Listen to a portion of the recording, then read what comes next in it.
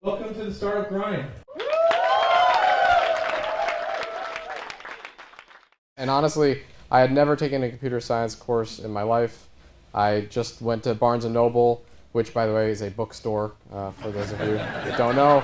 East Coast based? East Coast, yes. It was Yeah. on the East Coast, and I bought an actual book about computer science, and I read it and decided that I would start a web hosting company.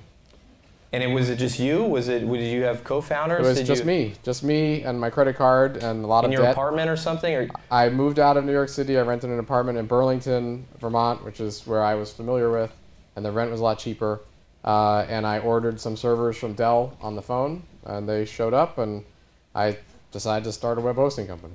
And so how long did it take to get the initial product ready? Probably 3 months of honestly, really lonely, difficult times where I felt, a lot of SpaghettiOs, a lot of sleeping under the desk, and just a lot of introspection about whether this is actually going to work or not. But I think they say, necessity is the mother of invention, but, fear is the kind of, invention of the entrepreneur. It was just the fear of having to move back home or declare bankruptcy was very motivating.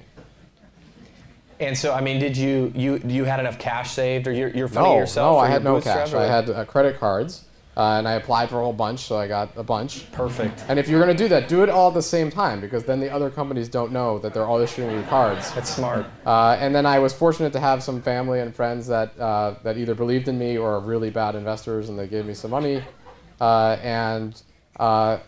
Basically, there was no web hosting companies. There were no software, so I had to write the software essentially, which I did, and that was Front end, back end, all of it. everything. And DNS server, you name it. Wow. But no one else was really doing this either. There were others were starting at the time, and so I Yeah. wasn't really behind the curve. So I figured even if I'm average or below average, this is going to probably work out okay. And yeah.